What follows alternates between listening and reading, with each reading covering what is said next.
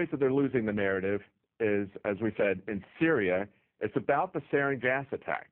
And in an article on InfoWars today, U.S. military, al-Qaeda rebels have produced sarin gas for chemical attacks in Syria. Now, this is a document that was leaked originally classified a document that was leaked to WorldNet Daily. And in this document, they described sarin gas that was seized in Turkey as not being military grade, but rather as a kitchen variety, which corresponds to sarin gas used in the August 21st chemical attack near Damascus, according to Dr. Yosef Bodansky, a top terrorism expert.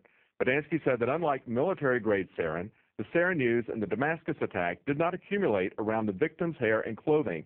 If it did, said Bodansky, the sarin molecules would have detached from the victims and killed or injured the first responders who touched the victims' bodies without protective clothing and masks. Now, this comes after we already saw reports from the UN back in March saying that they believe that the sarin gas that was used then was done by the rebels. We also saw reports from Hillary Mann Leverett, who was an official in both the Bush and the Clinton administrations. And she said that she knew that that the Russian officials and the Chinese officials had gone in and tested this because they were still in Syria. And she said these were homemade rockets in the March attack, and that the sarin gas was not stabilized, which also indicated that it was not militarily produced.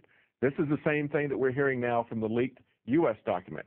So we've had the United Nations, we've had China, we've had Russia, and now we have a U.S. military document that was leaked.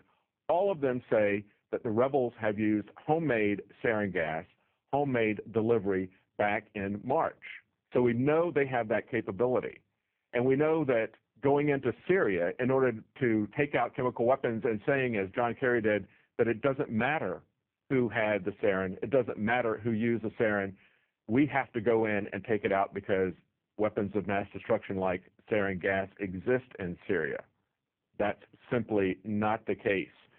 So we have multiple sources saying that it was homemade, and this is very important. The excerpt that I read before from Dr. Yosef Bodansky about homemade sarin being different from military-grade sarin, this is one of the things that caused military experts to question whether it was even sarin gas in the first place when it came out.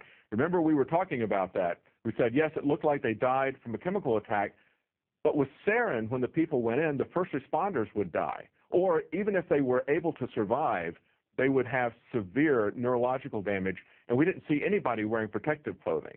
This was something that had been seen when sarin gas is used in the Tokyo subways. You have to wear protective clothing or you too will become a victim. But with the homemade sarin gas, it is not as potent as a military-grade gas. But we're told that we have to invade Syria. We're told that we have to drop bombs in order to stop the weapons of mass destruction. Is that really something that they're concerned about? Is it really the deaths of children that they're concerned about? And of course, those are inflated numbers. When Doctors Without Borders talked about it looking as if it was a nerve agent that was used, they said that they believed that the casualties were about 350. But when the State Department got it, John Kerry said that it was over 1,400, and he said it was over 400 children. Do they really care about the deaths of children? We have heard that 500,000 children have died. I mean, that's more children than died in Hiroshima. And you know, is the price worth it? I think this is a very hard choice, but we think the price is worth it. It is a moral question, but the moral question is even a larger one. Don't we owe to the American people and to the American military and to the other countries in the region that this man not be a threat? So the U.S. government has a tolerance for the death of children, even 500,000 children, when it suits their agenda. I'm reminded of what Henry Kissinger once said. He said, we have no permanent allies, only permanent interests. Well, it seems that the U.S. government has no permanent morals, only permanent agendas. That's it for our news portion tonight. Now, as we pointed out earlier, if you really want to change things, if you really want to wake up people, you need to get people watching authentic media. One of the ways that you can do that is to support Prison Planet TV and help your friends to watch Prison Planet TV. Up to 10 of them can watch along with you at the same time on just one subscription. And who knows, maybe they'll pass that along to other people and you can wake up more people. Stick around after the break. Anthony Gucciardi is going to interview Dr. Edward Group about radiation, the dangers to you and your family, and what you can do about it.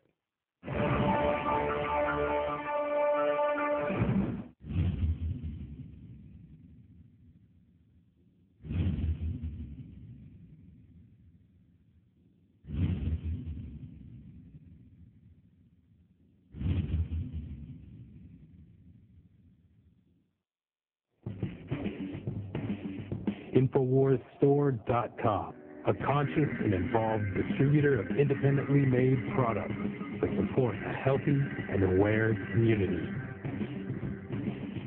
Dive into cleaner waters with your own ProPure system of Pro 1B filters. Save 10% with the promo code WATER. We've handpicked a veritable treasure trove of the best non-GMO seed banks on the market. And our selection of films showcases a wealth of knowledge, outdone only by our books.